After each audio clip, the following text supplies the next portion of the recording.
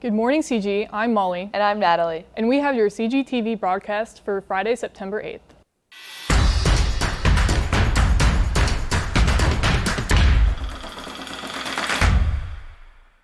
Center Grove hosts students from all over the world. Julia Lucas, Elena Wiesner, Landon Powell, and Rice Hinkle caught up with these students to find out some differences between CG and their high schools around the world. This year, Center Grove High School welcomed many new foreign exchange students to their program. Hi, my name is Solveig and I'm from Trondheim, Norway. Hi, my name is Gabriela and I'm from Brazil. Hi, my name is Myra and I'm from Taipei, Taiwan. Hi, my name is Julia. I'm from Tuscany, Italy. Hi, I'm Helena and I am from Belgium. Hi, my name is Ana Aldereria and I'm from Madrid, Spain. From Belgium to Taiwan, the definition of normal varies in many ways.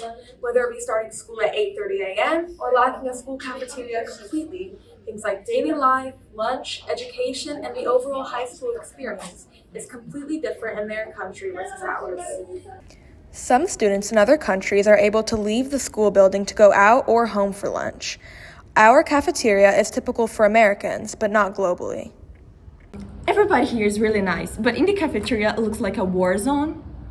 I was really excited, but I feel like it looks a bit better in the movies than it tastes in real life. Our hot dog, because your hot dog, it's awful. Yeah. I don't like. In many countries, football refers to soccer. American football is very different. I like it, it's good, but it's something that I haven't really seen. I think every time there's hurts because everyone's ugh. Yeah. Moving to a completely different country means being introduced to things you've never seen before. What is normal to American high school students can seem very unusual to foreign students. Thanks, guys. Do you have any of those weird questions burning in your mind? Joseph Yankee did, so he went out looking for some answers. My name's Joseph Yankee, and today we're going around asking people silly questions. What's your name? I'm Alex. And then what's a silly question I should ask the next person? If you had 1 cent that you could put into any candle and it would never go away, what would it be? All right, thank you so much. What's your name? I'm Hayden. And then if you could make 1 cent a candle, what scent would it be?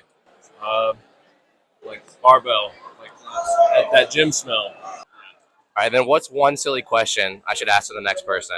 How many third graders do you think you could take in a fight? All right, I like that. Thank you. How many third graders do you think you could take in a fight?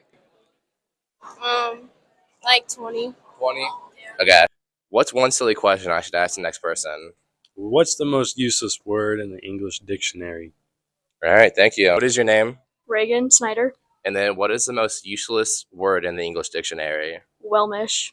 Do you know what it means? It's a pale or sickly color. What is a silly question I should ask the next person? What is your go-to board game?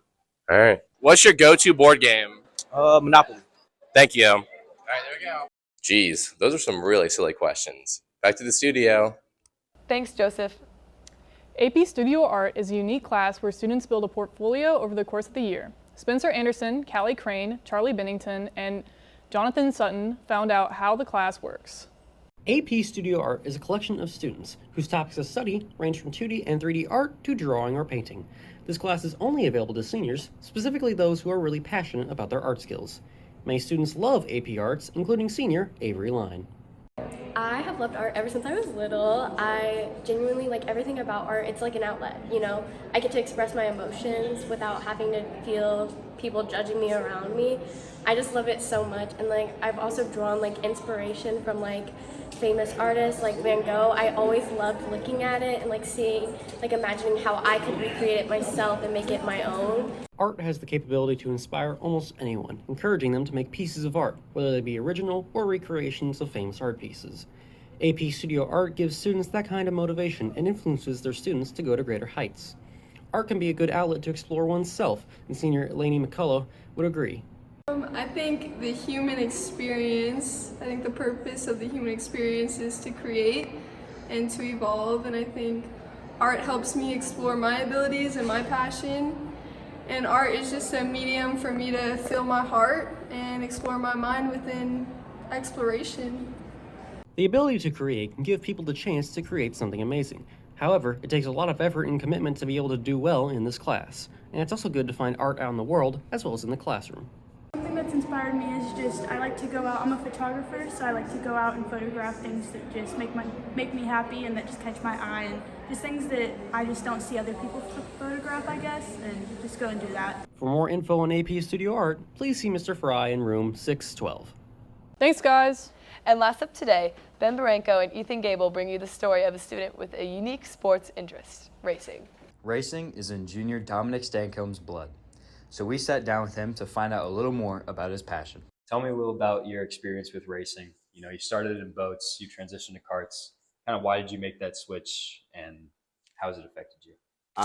You know, boat racing was really a family tradition from my grandpa to my father and now me, so I'm a third generation racer. It's just, to be honest, it's too dangerous for me. You know, my goal is to be the best, you know, car racer of all time, especially in something called endurance racing. And I just thought, you know, it's very dangerous. You know, you could drown, and to my opinion, that's a terrible way to go out. So I just want to be not as safe as possible, but just safer when it comes to racing, so I know I can go far. Awesome. And then what has your kart racing experience been like so far? So this is my rookie year. I've done probably around 15 races, something like that. Each race is always a learning experience, especially since it is my rookie year. You know, a lot of techniques. I'm with a great team I race with. You know, I have great sponsors right now. They've really motivated me. I race all around. Really, it's just Newcastle and Whiteland. But I did do a Daytona race, which is my first race ever, and that's considered like the Indy 500 of kart racing in Daytona. So that's a world organization race.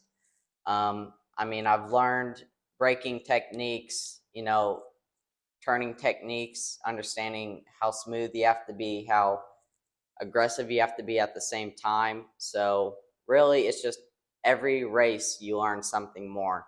You learn something about the people you race with. You learn something about your kart, your tires, your engine, yourself.